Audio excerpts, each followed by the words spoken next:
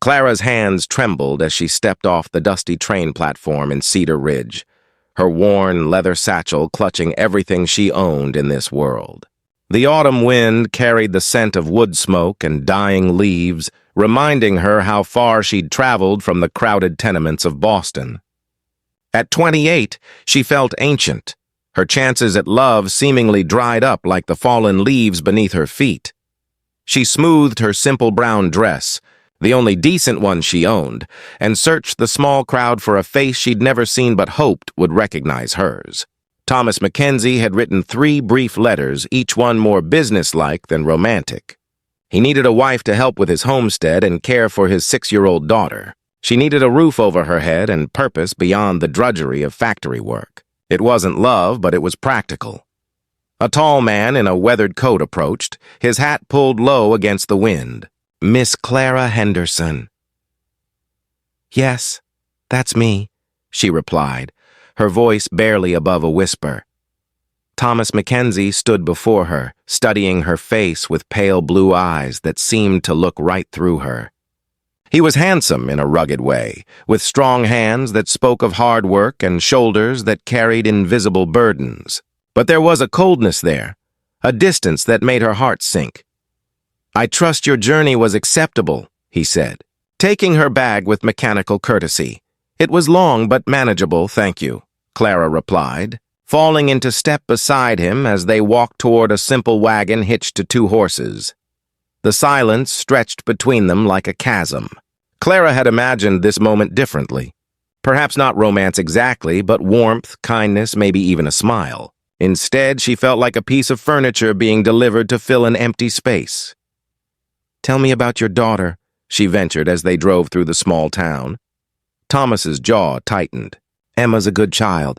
She keeps to herself mostly. Lost her mother when she was 3, so she's not used to womenfolk around." Clara's heart ached at the careful way he spoke about his daughter, as if protecting both of them from disappointment. She'd lost her own. Parents young and remembered that hollow feeling, of trying to make yourself small enough to avoid more loss. The Mackenzie homestead sat on a gentle rise overlooking a valley painted in autumn colors. The house was modest but well-built, with a wraparound porch that must have been lovely in summer. Smoke curled from the chimney, and Clara caught a glimpse of yellow hair at an upstairs window before it quickly disappeared. "Emma's shy," Thomas explained, helping Clara down from the wagon. "She might not warm up right away." They climbed the porch steps, and Thomas pushed open the front door. The interior was clean but sparse, furnished with only the essentials. No decorative touches, no warmth beyond the fire crackling in the stone hearth. It felt like a place where people simply existed rather than lived. "Emma," Thomas called up the stairs. "Come meet Miss Henderson." Clara heard small footsteps overhead, then nothing. She looked around the main room, taking in the bare walls and functional furniture. A child lived here, but there was no sign of play or joy anywhere. After several minutes, the softest sound of footsteps on stairs made Clara turn. A little girl appeared at the bottom step, clutching a well-worn teddy bear against her chest. She was beautiful, with corn silk hair in 2 neat braids and her father's pale blue eyes. But those eyes held a wariness that broke Clara's heart. Emma wore a practical blue dress that was clean but joyless, and her small boots were polished but showed signs of careful mending. She looked like a tiny adult who'd forgotten how to be a child. "Hello, Emma," Clara said gently, crouching down to the girl's level. "I'm Clara. I like your bear." "What's his name?" Emma pressed her lips together and took a step back up the stairs. "She doesn't talk much to strangers," Thomas said with the resigned tone of a man who'd stopped expecting different. "Come, I'll show you where you'll be staying." Clara followed him up the narrow stairs, stealing one last look at Emma, who watched them with those solemn blue eyes. The room Thomas showed her was small but clean, with a narrow bed, a washstand, and a single window overlooking the back garden. It felt more like a servant's quarters than a bride's room, and Clara wondered if that's exactly what she was. "We'll have the ceremony tomorrow afternoon," Thomas said from the doorway. "The preacher's coming by after his rounds." "Nothing fancy." "Of course," Clara replied, though her heart sank further.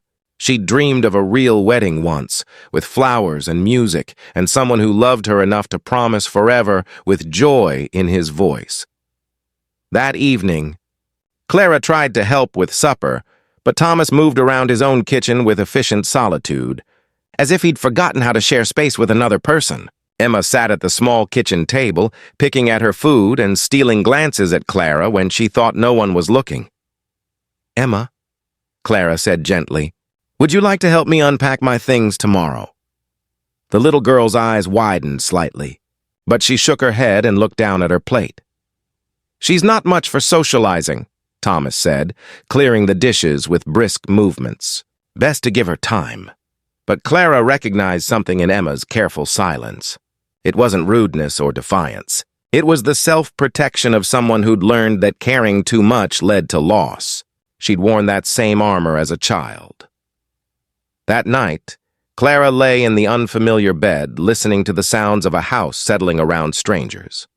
Through the thin walls, she heard Thomas moving about downstairs, the creak of floorboards speaking of restless pacing. Upstairs, in the room beside her, she heard something that made her sit up in bed. Soft crying. So quiet she might have missed it if not for the stillness of the prairie night. Clara slipped from her bed and padded barefoot to her door. The hallway was dark, but she could see a sliver of lamplight beneath Emma's door. The crying continued, muffled but heartbroken. She stood there for a long moment, torn between offering comfort and respecting the boundaries Thomas had drawn. Finally, her heart won. She tapped softly on Emma's door. "Emma, honey, are you all right?" The crying stopped abruptly, followed by silence so complete Clara wondered if she'd imagined it. "I'm here if you need anything," she whispered through the door, then returned to her room. The next morning dawned gray and cool, matching Clara's mood as she prepared for her wedding day. She put on her best dress, a deep green wool that had belonged to her mother, and braided her dark hair simply. When she looked in the small mirror, she saw a woman trying to convince herself this was enough. The ceremony was as brief and businesslike as Thomas's letters had been. The preacher, a kind-faced man named Reverend Walsh, tried to inject some warmth into the proceedings, but the words felt hollow. Thomas spoke his vows in the same tone he might use to discuss the weather. Clara's voice barely rose above a whisper when she promised to love and honor a man who seemed determined to keep her at arm's length. Emma watched from the stairs. Still clutching her teddy bear, her face unreadable. "You may kiss your bride," Reverend Walsh announced with forced cheer. Thomas leaned forward and brushed his lips against Clara's cheek in a gesture so brief and cold it might have been an accident. Then he stepped back and shook the preacher's hand, already moving on to the next task. The days that followed fell into a pattern of polite distance. Thomas worked his land from dawn to dusk, speaking to Clara only when necessary. She kept house with growing desperation, trying to bring warmth to rooms that seemed determined to stay cold. Every meal felt like a negotiation between three people who didn't know how to be a family. Emma remained a mystery wrapped in careful silence. She followed a rigid routine: breakfast at 7, lessons at the kitchen table. She could read far above her age level. Quiet play in her room. Chores that seemed too advanced for a 6-year-old early bedtime. She was the most well-behaved child Clara had ever met, and it worried her more than rebellion would have. One afternoon, while Thomas was in town, Clara found Emma in the small garden behind the house, carefully tending to a patch of winter vegetables. The little girl worked with the same methodical precision as her father, her small hands gentle but efficient. "You're very good at that," Clara said, settling on the back steps to watch. Emma glanced up but didn't respond, returning to her work with focused determination. "I used to help my grandmother in her garden when I was your age," Clara continued, pitching her voice to carry warmth without demanding response. "She grew the most beautiful roses. Said they needed love as much as water to bloom properly." Emma's hands stilled for just a moment before resuming their work. Clara tried again. "Would you like help with anything? I'm not much of a gardener, but I'm willing to learn." This time Emma looked up fully, studying Clara's face with those serious blue eyes. After a long moment, she pointed to a row of carrots and then to a basket nearby. It wasn't words, but it was communication. Clara's heart lifted as she joined Emma in the garden, following the little girl's silent instructions. They worked together in comfortable quiet, and Clara began to understand that Emma's silence wasn't rejection, it was caution. That evening, as Clara prepared supper, she mentioned their gardening to Thomas. "Emma's very knowledgeable about vegetables. She taught me quite a lot today." Thomas glanced at his daughter, something unreadable crossing his face. "Her mother started that garden. Emma's kept it going." The words hung in the air, heavy with unspoken grief. Clara began to understand the careful distance both father and daughter maintained. They weren't just protecting themselves from her. They were protecting themselves from hoping again. Over the following weeks, Clara continued her quiet campaign of kindness. She left small gifts for Emma, a new ribbon for her hair, a book of fairy tales, cookies shaped like stars. Each offering was met with solemn consideration rather than childish delight. But Clara saw the way Emma carefully preserved each gift, arranging them on her dresser like precious treasures. The breakthrough came on a particularly cold evening in November. Clara was mending Thomas's shirt by lamplight when she heard it again, that soft crying from Emma's room.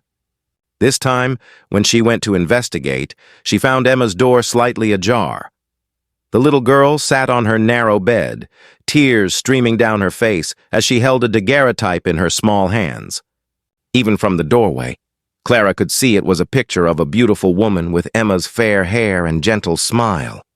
"Oh, sweetheart," Clara whispered, her heart breaking. Emma looked up, startled, and quickly tried to hide the photograph and wipe her tears. "It's all right," Clara said softly, stepping into the room. "You miss your mama?" Emma's composure cracked completely.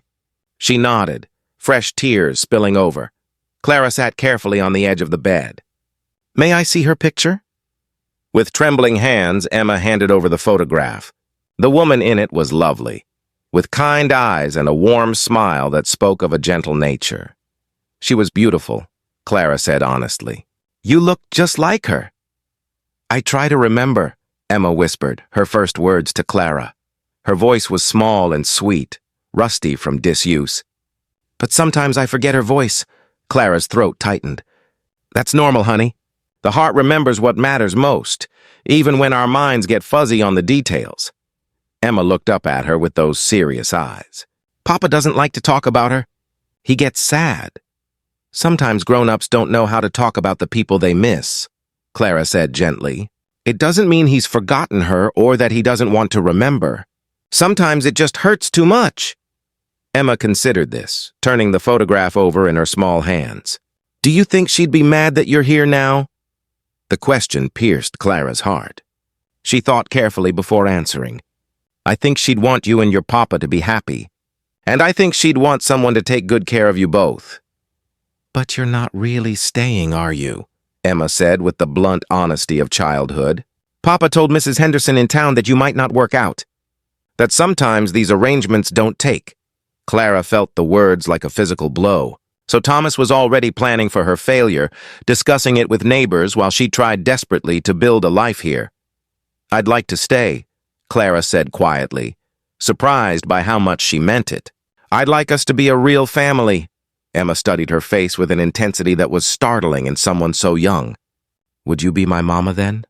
Not just Papa's wife?" The question hung in the air between them, loaded with hope and fear, and the weight of a motherless child's longing. "I would love to be your mama," Clara whispered, tears pricking her eyes. "If you'd have me." Emma was quiet for a long moment, then carefully placed the photograph on her bedside table. "Mama, will you read me a story?" The word mama hit Clara like sunshine after a long winter. She gathered the little girl into her arms, feeling Emma's thin body relax against hers for the first time since she'd arrived. "Of course, sweetheart. What would you like to hear?" They spent the next hour reading fairy tales, Emma's head tucked against Clara's shoulder as if she'd been starved for affection. When the little girl finally fell asleep, Clara tucked her in gently and kissed her forehead. "Sweet dreams." "My darling girl," she whispered. She found Thomas in the kitchen when she came downstairs, staring into a cup of cold coffee. He looked up when she entered, and she saw something shift in his expression. "She was crying again," he said. It wasn't a question. "She misses her mother," Clara replied, taking the chair across from him. "That's natural." Thomas was quiet for a long moment. "I don't know how to talk to her about Sarah. Every time I try, I see that woman's face, and I remember how much we lost. Maybe that's exactly why you should talk about her," Clara said gently. So Emma knows her mother is worth remembering, worth missing. Right now she thinks grief is something to hide. Thomas looked at her sharply. "And what would you know about it?" The words were harsh, meant to push her away, but Clara stood her ground. "I lost both my parents by the time I was Emma's age. The people who took me in meant well, but they thought the best thing was to never mention my parents again. They thought it would help me move on." She paused, gathering her thoughts. "It didn't help. It just made me feel like my parents had never mattered, like loving them had been wrong somehow. Emma needs to know her mother mattered. She needs to know it's safe to love and be loved again." Thomas stared at her for a long moment, something vulnerable flickering in his eyes before he looked away. "Sarah was pregnant when she died. We lost the baby too." The words were quiet, pulled from some deep place he usually kept locked away. Clara's heart clenched. "I'm so sorry." "I brought you here to keep house and help with Emma," Thomas continued, his voice carefully controlled. "Not to replace what we lost. I'm not trying to replace anyone," Clara said firmly. "I'm trying to build something new, something that honors what came before while still allowing room for what could be." Thomas stood abruptly, his chair scraping against the floor. "I'm not looking for love, Clara. I thought I made that clear." "Then what are you looking for?" Clara asked, her own voice rising slightly. "Because right now it feels like you're looking for reasons to keep everyone at a distance so you never have to risk caring again." The accusation hung between them, raw and honest. Thomas's jaw clenched, and for a moment Clara thought he might storm out. Instead, he sank back into his chair, suddenly looking older than his 34 years. "Maybe I am," he admitted quietly. "Maybe that's easier." "Easier for who?" Clara pressed gently. "You, Emma. She's 6 years old, Thomas. She needs love, not just care. She needs to know she's worth staying for." Thomas looked up at her, something breaking in his expression. "What if I don't know how to do that anymore? What if I've forgotten?" Clara reached across the table and covered his hand with hers. "Then we'll figure it out together. That's what families do." He didn't pull away from her touch, and that small surrender gave Clara hope. The next few weeks brought subtle changes to the Mackenzie household. Thomas began joining Clara and Emma for their bedtime story ritual, initially standing awkwardly in the doorway before gradually moving closer until he sat on the other side of Emma's bed. He spoke Sarah's name aloud for the first time in years, sharing gentle memories that made Emma smile instead of cry. Clara found herself settling into the rhythms of their life with growing contentment. She taught Emma to bake bread and cookies, filling the house with warm, yeasty scents that spoke of home. She mended clothes with extra care, adding small decorative touches that brightened the functional garments. She even coaxed Thomas into letting her plant flower seeds in the spring garden plot, arguing that a little beauty never hurt anyone. One snowy December evening, as Clara tucked Emma into bed, the little girl caught her hand. "Mama Clara," she said. She'd taken to adding Clara's name to distinguish her from her birth mother, a solution that touched Clara's heart. "Yes, sweetheart. Can you be my mommy forever? Not just until Papa decides you should leave?" The question revealed the fear Emma had been carrying, that this new happiness was temporary, that love could disappear as suddenly as it had appeared. Clara sat on the edge of the bed, smoothing Emma's fair hair. "I'm not going anywhere, darling. This is my home now, with you and Papa. But what if Papa still doesn't want you to stay? What if he's just being polite?" From the doorway came a quiet voice. "Then Papa would be the biggest fool in all of Montana territory." Both Clara and Emma turned to see Thomas leaning against the doorframe, his expression softer than Clara had ever seen it. "Papa," Emma said, sitting up in excitement. "You want Mama Clara to stay?" Thomas stepped into the room, his eyes meeting Clara's over Emma's head. "I want both my girls to stay. Forever. If they'll have me." Emma launched herself into her father's arms, and he gathered her close, holding her as if she were precious beyond measure. "Does this mean we're a real family now?" Emma asked. Looking between her parents with hopeful eyes, Thomas reached out his free hand to Clara, drawing her into their embrace. "We've been a real family since the day Clara walked into our lives. I was just too scared to admit it." Clara felt tears sliding down her cheeks as she held her husband and daughter close. "I love you both so much." "We love you too," Thomas said, his voice thick with emotion. "More than I ever thought possible." As they held each other in the lamplight of Emma's small room, Clara marveled at the journey that had brought her here. She'd come to Cedar Ridge as a desperate woman seeking shelter and purpose. She'd found instead a love deeper and more fulfilling than any fairy tale could promise.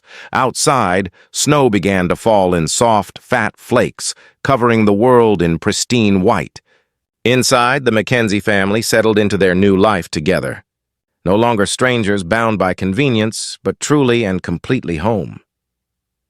Emma fell asleep that night between her parents, her small hand tucked into Clara's and her head resting against Thomas's shoulder.